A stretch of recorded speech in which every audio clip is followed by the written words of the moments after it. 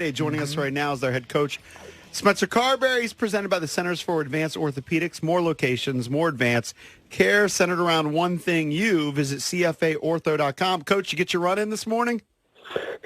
Oh, yeah. All out of the way early. How much did you go? I just did like a little walk. We're actually over in Cambridge, Maryland, so out on the water. It's beautiful out here. Yeah, they're practicing at the Easton Ice Rink. Oh, very cool. They're on the Eastern Shore. Yeah, I just give you a warning. I went for a run on Friday, and I rolled my ankle on a trail, I think on a tree root. And, so I'm on the DL for at least a week or two. Got to be careful out there, Coach. High ankle sprain? I don't know. I didn't get it diagnosed. I just been icing. Old ankle sprain is what you would term it. It's probably it is probably a high ankle sprain. So, Coach, I know you brought the guys out there for practice and for some team bonding. How much golf has been played? I think there's a cultural divide with golf with some of the Russian players and the American players. Do any of the Russian players have game? Because I've seen Ovi swing a golf club, and the last time I saw it, it wasn't pretty. Wasn't good. I talked to him after it yesterday, and he goes, I lose interest after 5 holes. Yeah. It's just not his thing. Yeah, because there's an image here, I guess, on Russian Machine Never Breaks of all these guys bring their clubs. Yeah. Right? Yeah. Who are the best guys on the team? Oh, I think Oshi's we got a good. Oh, she's good. Who are the best guys, Carbs? Osh is really good. Anthony Mantha is a great player. Rasmus Sandin, Nick Backstrom, Strom, really good. Mm-hmm. So, Coach, Really you can think about this, but you're going to be a regular guest on the show, and our regular guests, they always have walk-up music. So, I mean, you can pick it now if you want, or you can stew on it for a week. Wow. Or we're going to have to come up with some walk-up music. What was the last concert you went to, Coach? I went to, I went to 2 this summer. I went to the Chicks and Luke Bryan. Oh, there you go. Country guy. All right, so maybe we'll just use Luke Bryan. Formerly known as the Dixie Chicks. Is that what it is? They've now taken Dixie out of the name. Oh, I believe that's correct. Oh, I didn't realize that. All right, well, maybe we'll just pick a Luke Bryan song for you. That'll be your weekly walk. So it's official. You're a country guy? I listen to all genres. Like all in the morning, I'll listen to like actually a little bit of house music when I work out in that, like soft house music, and then I'll mix in some country. Right. Do some of the guys, when they get to play their music in the dressing room, like, do some guys just crane their head like they can't believe what's being played? Like, who has the wildest taste in music? But you haven't been here that long. Maybe you haven't figured it out yet. Yeah, I don't know who it is yet. I'll find out very quickly. And if someone doesn't get the job done from a DJ perspective, I feel like they get removed very quickly in hockey locker rooms. Oh, yeah, for sure.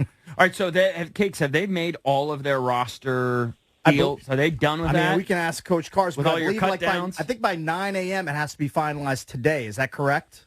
Yeah, we're a little bit later because we've got some flexibility here with 3 days before we play. So essentially we'll be set today. I think by 5 o'clock we'll have all of our transactions done salary cap-wise. So we'll be sort of naming our opening night roster. So, Coach, is it advantage Penguins with a game under their belt or advantage Caps with some extra rest heading into your opener on Friday night? You guys have had a 5-day gap between your final preseason game and opening night. Do you like just coming in fresh with another team that's already taken the ice? Yeah, we've beat that up all summer, and like how we best prepare with the added days, and is it a disadvantage, advantage? Do you want to get into game mode like you just said? Like Pitt, I would like to get playing. So I think if you gave me the choice, I would say playing last night or tonight. Just because camp goes on for a while. So now there's just this anticipation where it's like, all right, let's get going here and playing, where we've got to sit a little bit longer, which I'd rather just get after it. So with the Penguins coming in Friday to Capital One Arena, do you watch the game last night, or do you wait for your video coaches, Brett Leonhardt and Emily Engelnatsky, to present the edited version today? Do you get a sneak preview last night, or do you wait for the edited version? So we'll do both. So last night we watched the game as a staff, and Brett and Emily sort of didn't watch it with us because they're breaking it down on the computer, not in like a social setting to watch it on TV. So this morning when we meet at 7:30, we'll start to take a dive. And then what we do from a pre-scout standpoint is we'll build some things into practice today that'll relate to the Pens and some things to be aware of. Here's where we think we can do this against this, and you implement your game plan and you can use some practice reps. What was your overall grade for Pittsburgh last night? I thought it was an interesting game. Like, they controlled play early, and then sort of Chicago just kind of hung around, and next thing you know, it's 2-1, and you're like, are they going to find a way? And then they get a couple. Like, I felt like the first half, it was first half of the game was all Pitt, and then they just kind of let Chicago hang around, and credit to them. That's it's a big win, big night for Connor Bedard in his first NHL game. Talking to Coach Spencer Carbery, coach of the Washington Capitals. They open up the season on Friday. Everybody knows that you have some older players on this team.